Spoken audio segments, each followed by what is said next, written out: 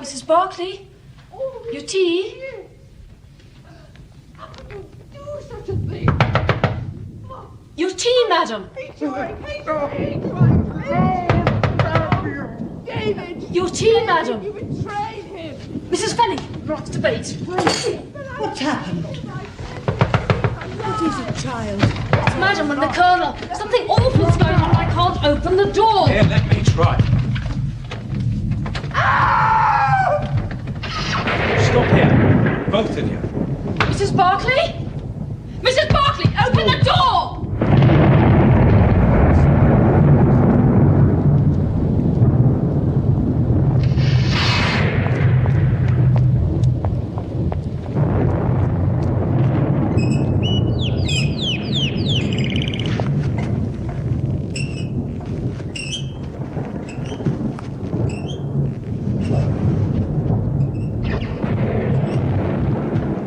Open the door! The door's locked on the inside as well, and there's no key. I'm going out for a doctor and the police.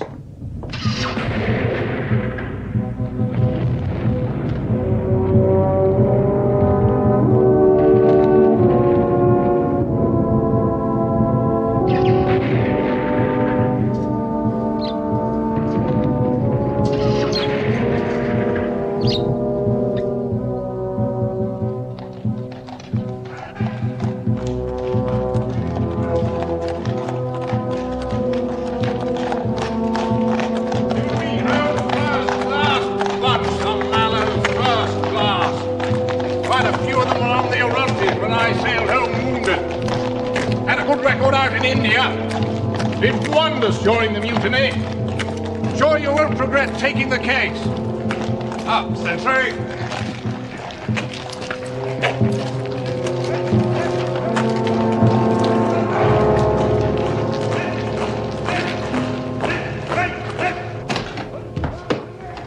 Dr. John Watson, formerly medical officer attached to the Royal Berkshires, now in civilian practice. Murphy, second in command, temporarily in charge of the Royal Mallows following the tragedy of our colonel's death. And this will be Mr. Holmes. Please.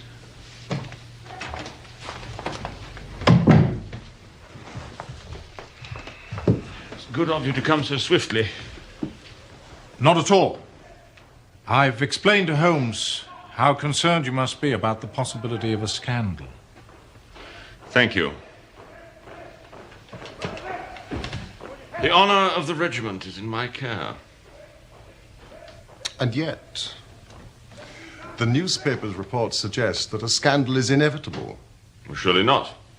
I've done my utmost to make sure that reporters were kept as far away as possible. Exactly, and that is what has made them suspicious. They scent a mystery. That much is clear from the little they have been able to say.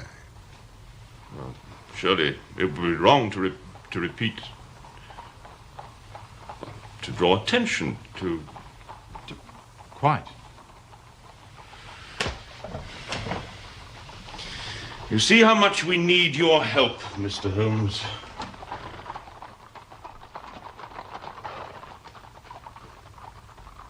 What do you say, Holmes? What can I say? Major Murphy, you have told me nothing! I have come down here after persuasion from my friend, to Aldershot, who has more interest in military matters than I.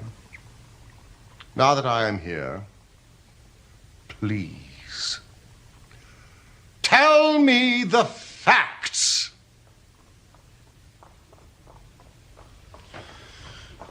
The commanding officer of this regiment, Colonel James Berkeley, was found dead in his villa at about 10 o'clock the night before last. The body was found by Private Bates, his batman, lying in the morning room. There was a ragged cut 2 inches long in the back of his head, which had evidently been caused by a violent blow from a blunt instrument. And upon the floor by the body was a singular hand-carved wooden club. Also, stretched out on the sofa, lying in a dead faint, was Mrs. Berkeley. Please continue, Major Murphy. The servants had been alerted to the tragedy by the sounds of a quarrel between the Colonel and Mrs. Barclay. They tried to enter the morning room but found it locked. Bates had to go round by the garden and get in through the French windows. And I suspect Mrs. Barclay. Yes, but she is quite incapable of such a dreadful act. I have been the late Colonel's second-in-command for a number of years. I've come to know Nancy Barclay well.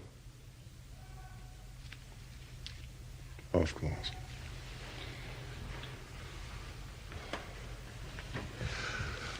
Tell me about Colonel Barclay. Was he highly regarded by the men under his command?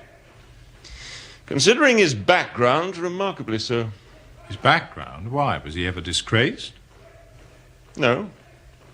But it's not generally known outside that Jim Barclay began his career as a private soldier in the Mallows. Did he indeed? From private soldier to commanding officer in the same regiment? That's a rare achievement. It was his gallantry in the Indian Mutiny that got him his commission. And then quite rapid promotion over the years. More rapid than mine, for instance. Impressive. And I suppose the unfortunate Mrs. Barclay's in custody? No. Not exactly, no. She's in hospital being looked after, with a police constable standing by. Nancy Barclay is a handsome woman now. But you should have seen her as a young girl in India 30 years ago.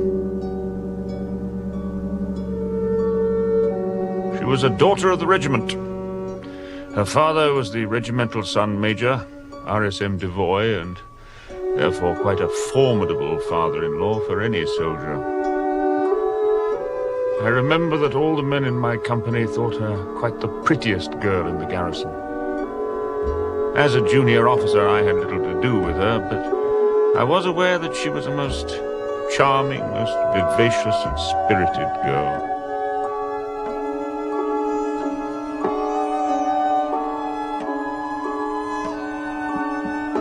It was quite understandable that Barclay was not the only man in the regiment who sought her hand. But in the end, he was the one she chose.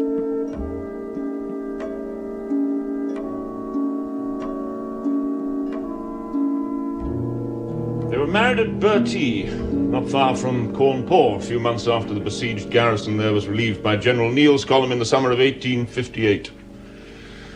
Shortly after the marriage, Sergeant Barclay got his commission as expected. Must have been difficult for the Barclays at first. NCO promoted from the ranks, married to a regimental sergeant major's daughter.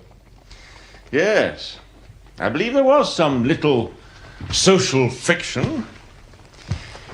But Nancy carried it off with dignity and charm, and they gained acceptance in no time. Barclay's career flourished, and the regiment returned from India some 5 years ago. Barclay was then appointed commanding officer.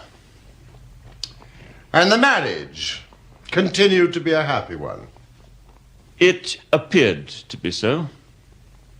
Appeared? Most people believed the marriage to have been a uniformly happy one. And what do you believe, Major Murphy? My position as second-in-command often took me to the Barclays' house. I saw a different side to the marriage. The truth is more important than loyalty to your late commander. One night, I'd been dining at the Barclays. It wasn't until I reached the end of the drive that I realized I'd left my cigar case in the dining room. I went back. The front door was still open. Jane, the maid, was in the hall. I'm glad you're still here. I've left my cigar case on the table. I think the Colonel and Mrs. Barclay have gone to bed, sir. Oh, for goodness sake, James! Confess that! Who is it? Who? Let go of me! You are hurting me! Tell me you love me then. Me and nobody else. Do you hear? Do you hear me? Oh, would I have married you if I didn't? I don't know. Sometimes I wonder.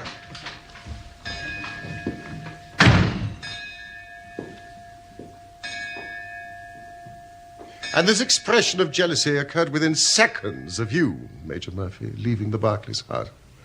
Tell me about the Colonel. Was he a violent man in any way? On occasion. He could be most vindictive towards young subalterns. But he'd clawed his way to the top. You need to be ruthless to do that. Well, surely he didn't still feel out of place as an officer? No, I don't think so. But he was subject to a peculiar form of depression.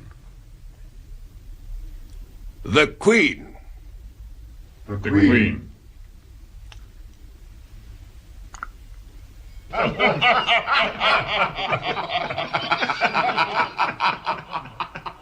Sometimes, when we were discussing old campaigns, Crimea, Mutiny, Afghan War, the smile would often be struck from his mouth as if by some invisible hand.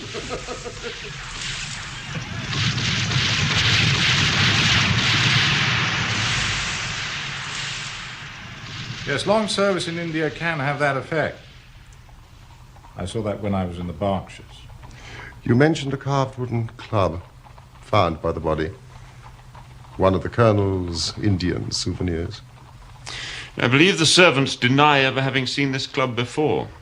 Certainly I've never seen it on any of my visits. It was quite long. And the police, I suppose, have retained it for examination. Yes. They believe it to be the murder weapon. Do they indeed? Do you know, I think we should begin by visiting the Barclays house. Unless, of course, it is possible to interview Mrs. Barclay. I'm afraid she's still unconscious. I thought as much.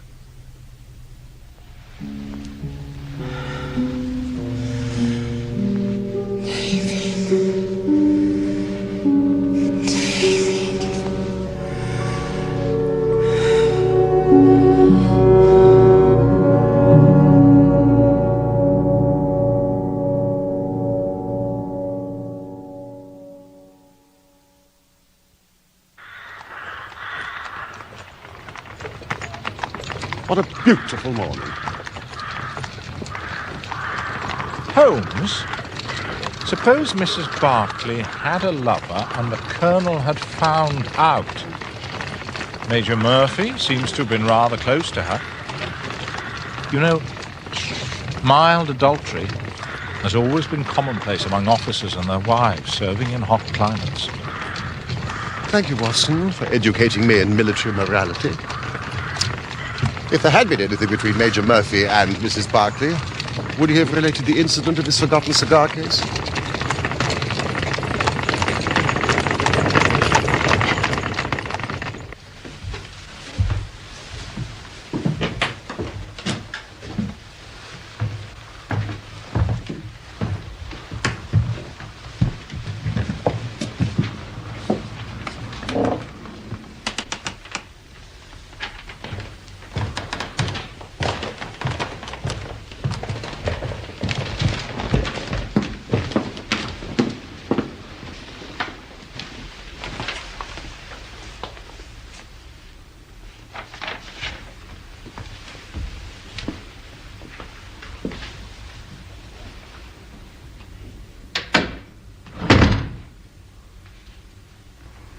It was about 7:30, sir, and I was waiting at table. Once a month, Mrs. Barclay spent the evening doing charity work in Aldershot.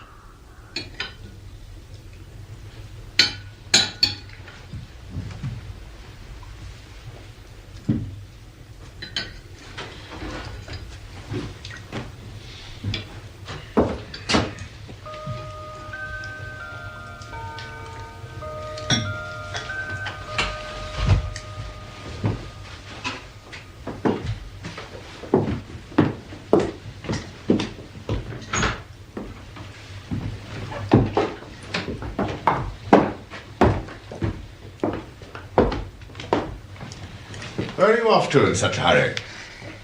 Well, the distribution of old clothing starts at 8 o'clock.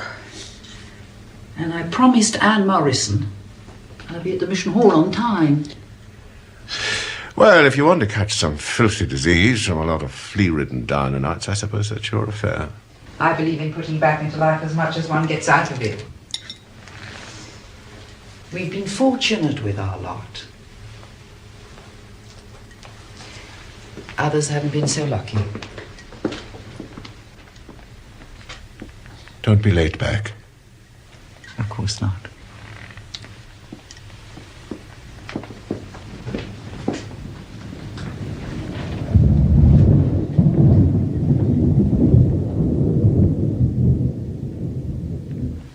Mrs. Barclay must have returned about 9:15, sir. I was in the kitchen helping the cook with the dishes. There was thunder in the distance, and I was just saying to Mrs. Fenning that there was a storm brewing when the morning room bell rang. I came up here to find that Mrs. Barclay had returned. She was walking up and down this room, sir, very pale, upset.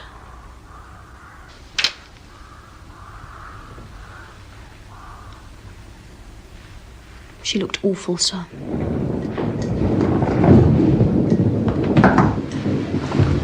You rang, madam? Yes, Jane. Bring me some tea, will you?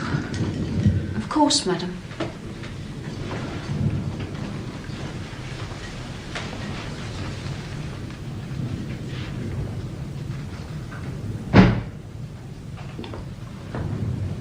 Jane, is that you?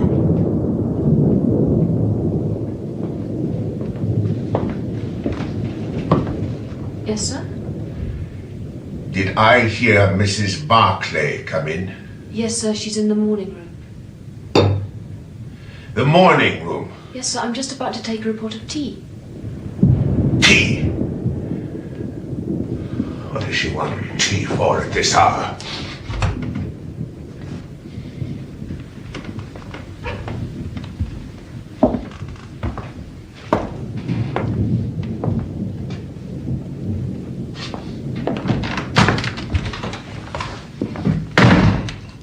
And that presumably was the last time that anyone saw Colonel Barclay alive. Yes, sir. Can you think of any reason why your mistress came into this morning room at that time of night when the fire was unlit? No, sir. Did she often make a point of purposely avoiding the Colonel? Had you ever heard them arguing before? Not to my knowledge, sir. When you returned from the kitchen with Mrs. Barclay's tea, you found the door locked and you heard voices raised. Now, what exactly did you hear? They were arguing, sir. Mrs. Barclay called the Colonel a coward. She said, "You have ruined my life all these years." Mrs. Barclay shouted the name David. She said it twice. David? Could you swear to that?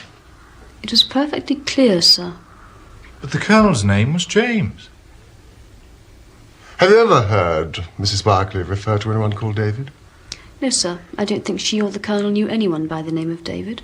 And Major Murphy's Christian name is Patrick. Had they had any visitors recently by the name of David? I don't think so, sir. The club that was found by Colonel Barclay's body, had you seen it before? No, sir. The Colonel had several trophies from India, but nothing like that club. Are you sure of that, Miss Stewart? Yes, sir. I don't know where it came from. Thank you, that is all. Oh, no, there is just one last thing. Major Murphy once left his cigar case here. Did you manage to find it? Yes, sir.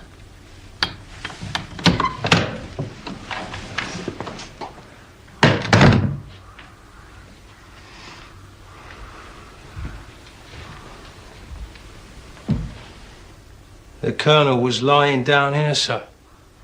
With his head by the fender? Yes, sir. You can see the mark of the blood still. But the most frightening thing of all, sir, was his face. His face? When I rolled him over, I almost fainted away to look upon it. It was all contorted, screwed up, with the most horrible look of fear and terror. As if he'd foreseen his own death? Quite possible, sir. Thank you, Bates. What apparition, what monster was it that could have frightened the Colonel so? Not Nancy Barclay, for sure. This door was locked shut, sir, and what's more, the key was missing. Missing? Yes, in the end we had to send for a locksmith to open it. You have made a thorough search for the key. We searched high and low. Mrs. Barclay hadn't got it, and it wasn't in the Colonel's pocket, sir. Thank you, Mrs. Fanning.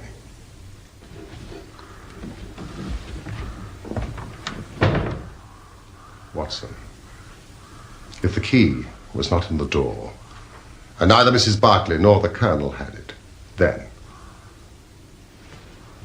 there must have been a third person. Exactly. Who either entered or left through those windows.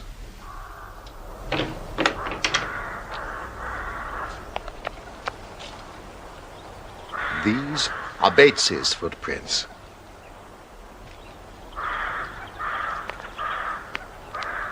These are the footprints of someone else. Someone has recently crossed this lawn. The marks are just visible.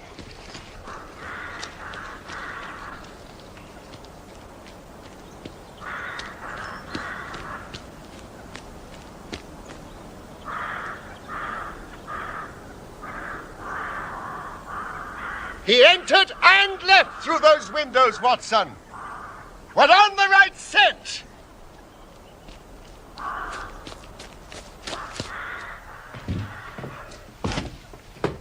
Watson, look at this. What is it? Our intruder had a somewhat unusual companion. It's a dog, isn't it? Somebody's dog. Who ever heard of a dog running up a curtain? What about a cat then? These paw marks are not those of a cat, not of a monkey, nor of any creature that we are familiar with.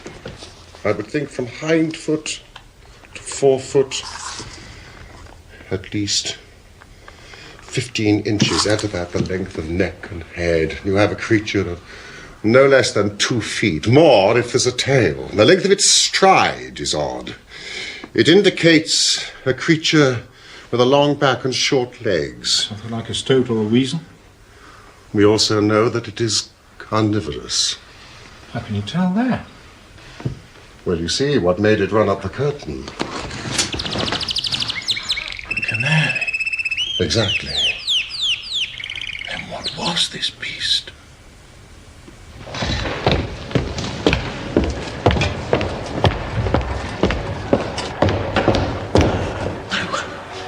I can't. I cannot betray a friend. Please don't ask me to.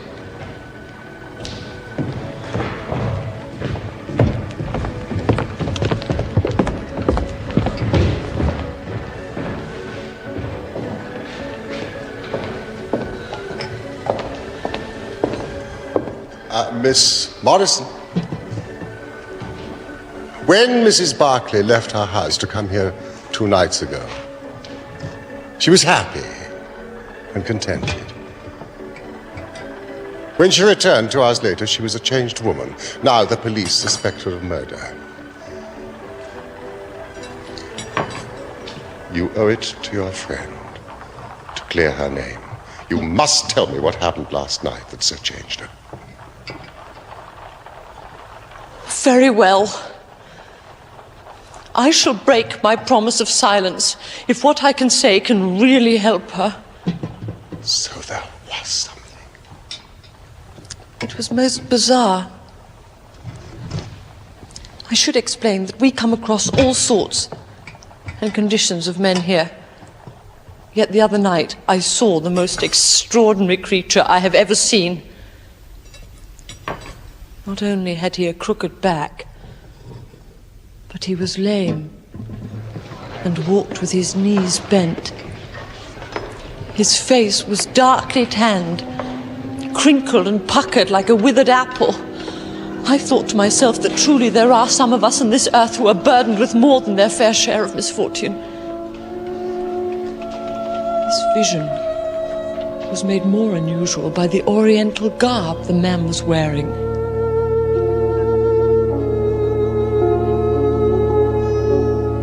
I pointed this person out to Nancy as someone especially deserving of help.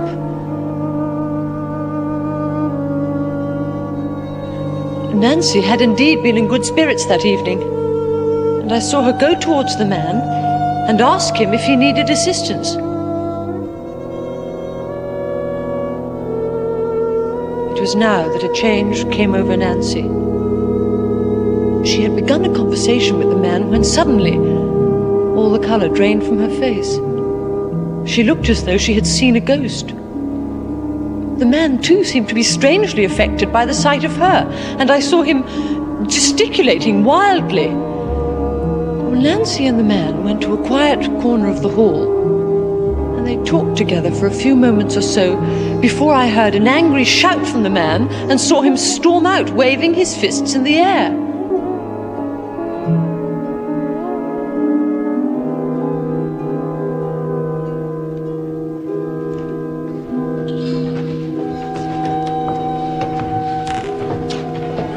What is it?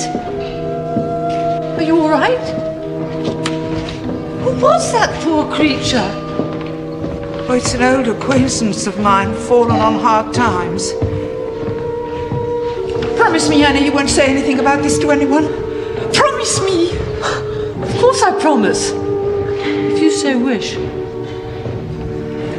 Thank you. And the identity of this man? I thought you might ask me that. Well, after this terrible happening, Nancy left. I naturally made a few inquiries among some of the regulars. Such an unusual-looking creature has, of course, attracted attention. It appears he is an old soldier recently back from India. And no one knows anything else about his background, except that he makes a living by entertaining the troops. Conjuring tricks. That kind of thing. And did you tell the police about him? Of course not. A promise is a promise. Yes, of course. Thank you, Miss Morrison.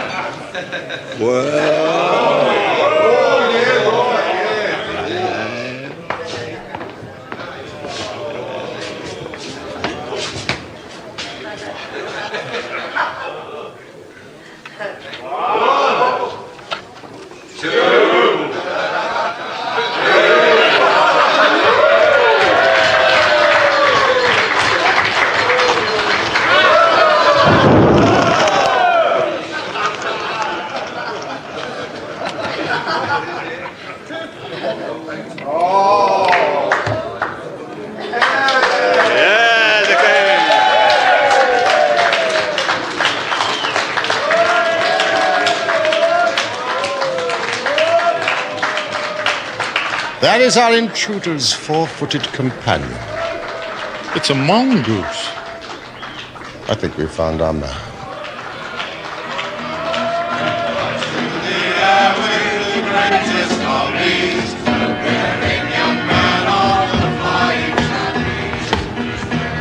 Mr. Henry Wood, I believe, native India. May I have a word? What about? The little matter of Colonel James Berkeley's death.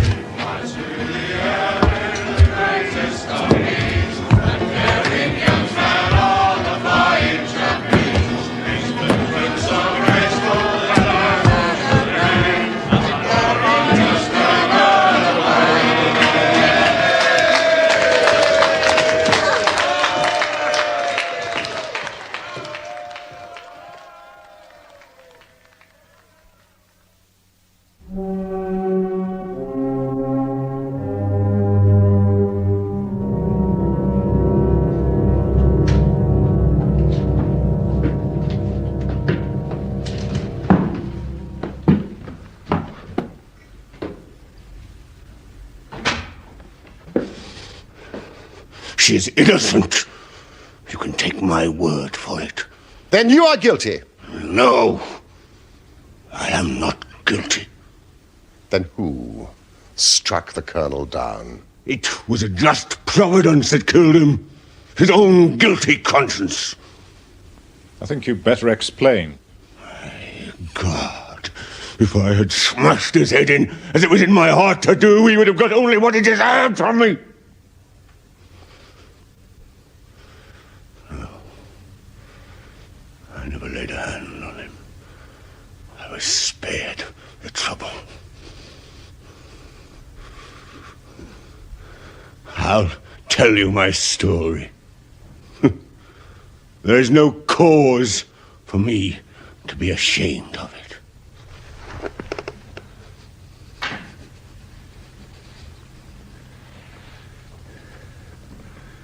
You see me now, with my back like a camel, and my ribs all awry.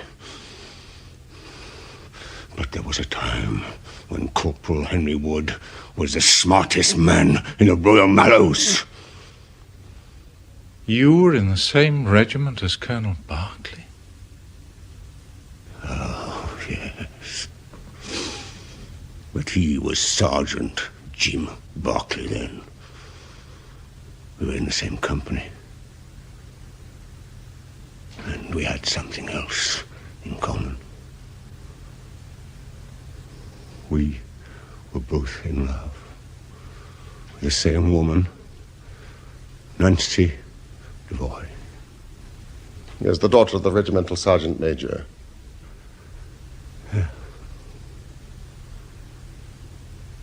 There were two men who loved her. But only one whom she loved.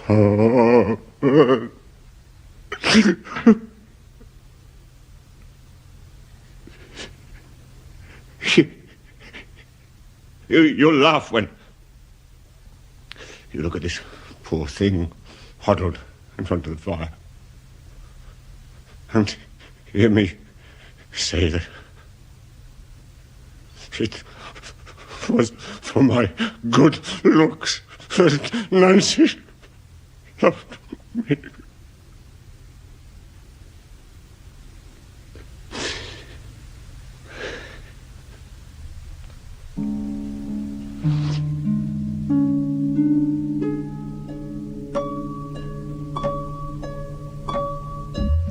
I was the one she loved, all along.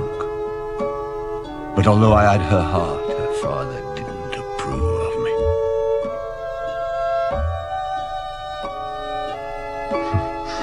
I was a harum-scarum, reckless sort of lad, but I was always honest and plain dealing as well. No, Nancy's father wanted her to marry Berkeley. He was careful to keep out of trouble, always did the right thing. Not like me, who took Nancy to places her father didn't like. Besides, Berkeley had had an education. He was already marked for the sword belt. RSM Devoid naturally thought Berkeley the better match for his daughter.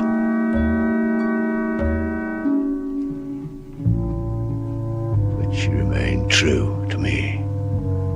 And we would have married had it not been for the mutiny. Why did Nancy Devoy not marry the man she loved? It was monsoon time, 1857, when the sepoys rose up against the British. The regiment was shut up in Bertie. There were 10,000 rebels round us, pinning us down like terriers round a rat cage. We don't short of food and ammunition, and we had to communicate with General Neal's column that was moving up country. It was our only chance to get help.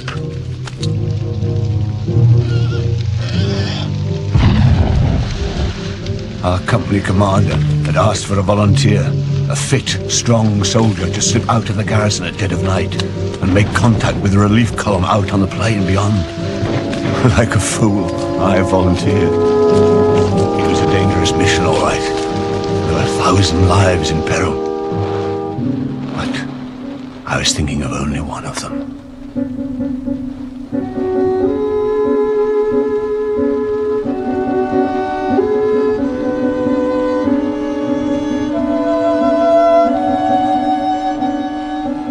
Nancy Devoy, the woman I loved, and the finest girl that ever had the breath of life between her lips.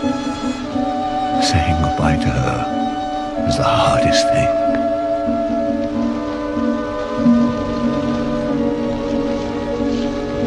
As we exchanged mementos, I little thought that I was saying goodbye to her for 30 years.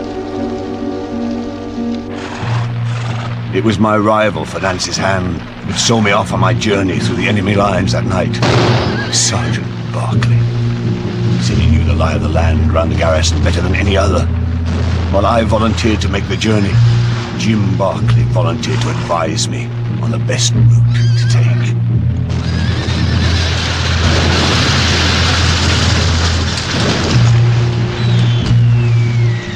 So, just after 10, while my comrades gave me covering fire, I set off.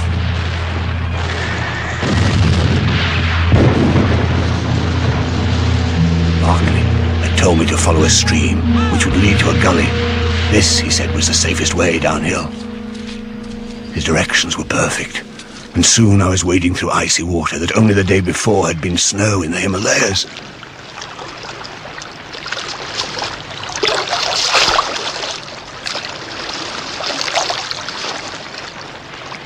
I could see the lights and fires in the rebels' camp, but I kept well down, out of sight of their sentry posts. I came to the gully and thought I was safe.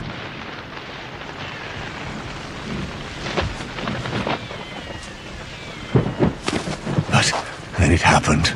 I was attacked. Something hard cracked down on my head. Then everything spun round. When I came to, I was trussed up like a chicken and hanging from a tree. My arms felt as though they were being wrenched out of their sockets. I didn't mind the pain, but I was sick at heart for having failed in my mission. What would be the fate of those I had been trying to save?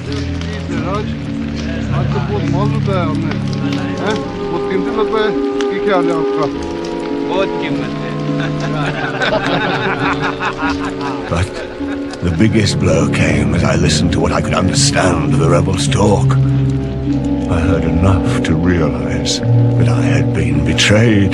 The very man who had shown me the way to take had betrayed me to the enemy. Berkeley had got rid of me to make sure he could have my girl.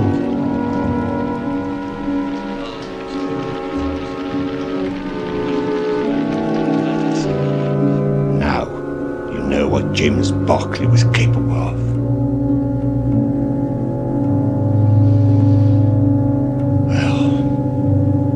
Turned out that General Neal's column was already on its way to relieve Bertie. The rebels were retreating.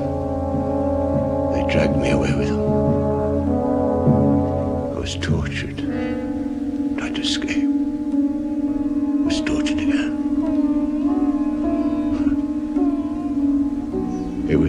many a long year before I saw another white face.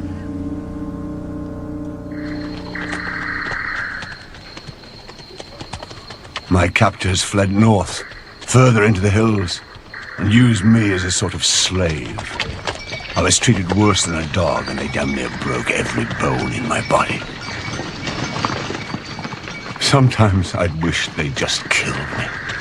But my thoughts of hatred and loathing for the man who destroyed my life kept me going. I dreamed of revenge on Berkeley.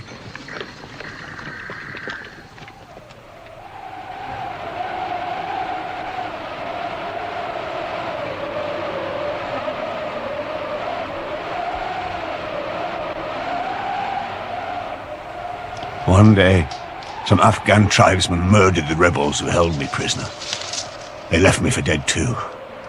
But by a miracle, I still lived.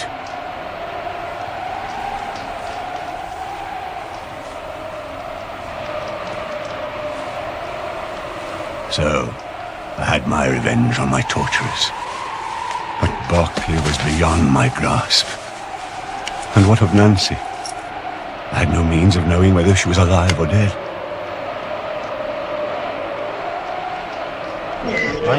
I wandered back to the Punjab and lived among the natives, picking up a living by the conjuring tricks I'd learned from the street magicians. What use was it for me, a wretched cripple, to get passage back by ship to England and make myself known to my comrades in the regiment? Even the desire to have my revenge on Jim Berkeley didn't make me go. And why? I'll tell you straight. I preferred my Nancy and my old pals in the Royal Mallows to go on believing that Harry Wood died a hero's death, with a straight back, and see him crawling about the world, more like a chimpanzee than a human being. But you did return. And to Aldershot, where your old regiment was stationed. Why? I just wanted to see the old country once more before I died. I saved what I could. And eventually, I got a show.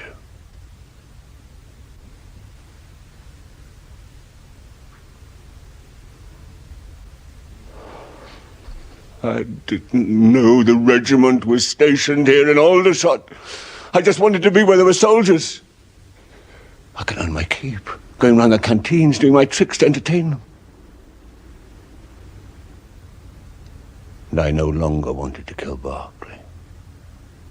The fires of revenge had burnt low over the years.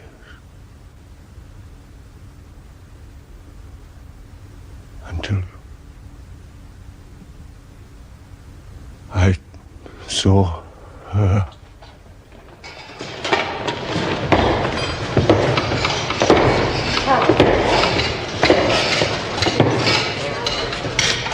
I thought I'd better get some English togs.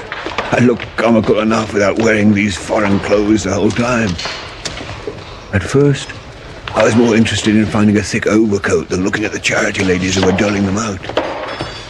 Then, one of them came over. I recognized her at once. She'd hardly changed. Still beautiful. What's more amazing is she seemed to know me. Good evening. Can I help you? Have you been able to find anything that...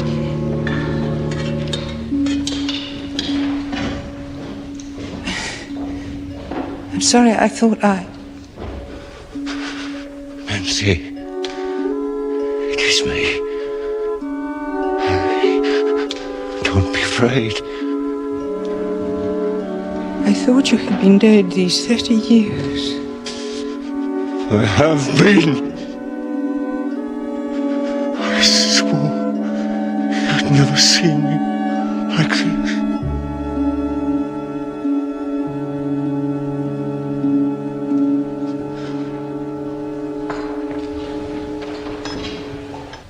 We spoke for a moment or two together. I told her some of my story. should have spared telling her that her husband was a traitor, but it all came pouring out of me, 30 years of hate.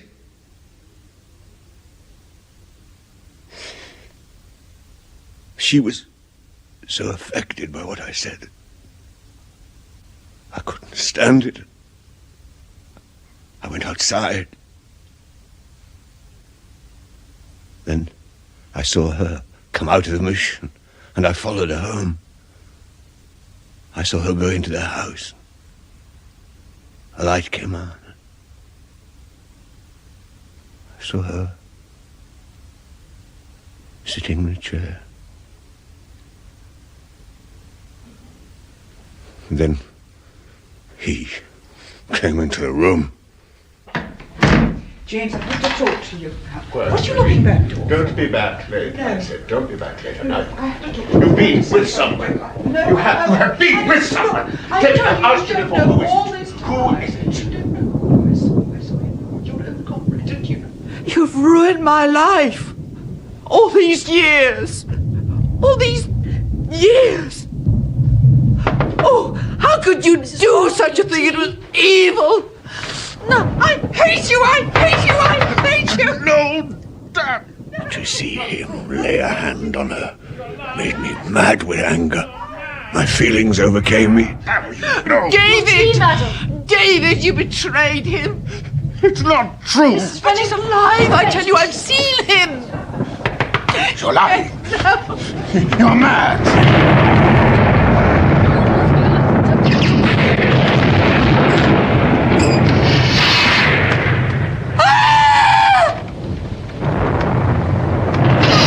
He looked as I have never seen a man look. I read death on his face as plain as anything. The bare sight of me was like a bullet through his guilty heart.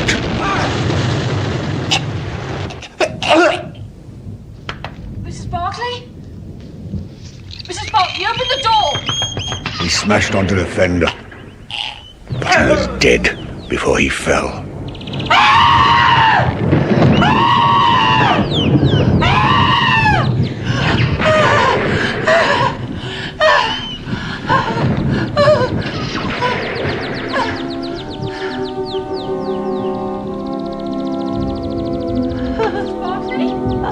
Mrs. Barclay, open the door!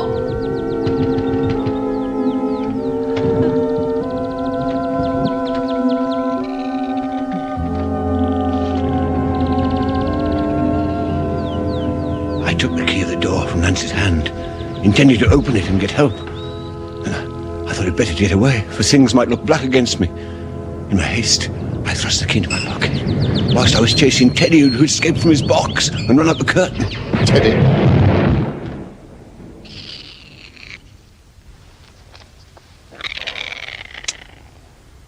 So the Colonel died before he struck his head on the fender. An apoplectic fit brought on by shock. Mr. Werner. Provided the coroner reaches the same conclusion, Mrs. Barclay... Nancy. ...will be free.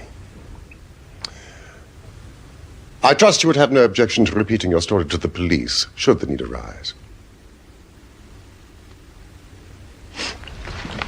Mr. Holmes. How is Nancy? She's in hospital. I understand in time she should make a complete recovery. Thank God.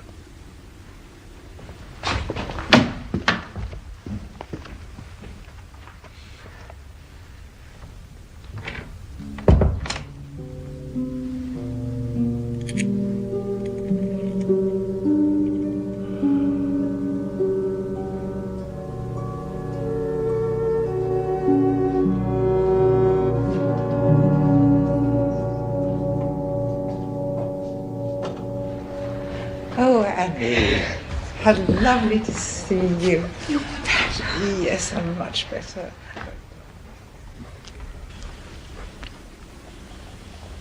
Holmes, there's just one thing I don't understand. If the Colonel's name was James, and Wood was called either Henry or Harry, then who the deuce was David? Ah, my dear Watson, that name David should have told me the whole story. Had I been the ideal reasoner, which you are so fond of depicting, but alas, my powers of deduction failed me. You see, David, in this case, was evidently used as a term of reproach. Reproach? Don't you remember how King David sent Uriah the Hittite into the forefront of the battle to die so that he might steal his woman Bathsheba? I think you'll find the story in the first or second book of Samuel. My Old Testament is a little rusty.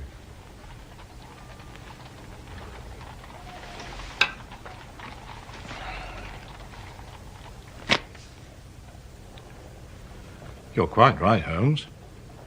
Second book of Samuel. Chapter 11, verses 14 to 17. You appear to have looked it up yourself. Since we returned home from Aldershot. How did you know? You used this bill for our meal at Waterloo as a bookmarker, did you not? Excellent, Watson. Elementary, my dear Holmes.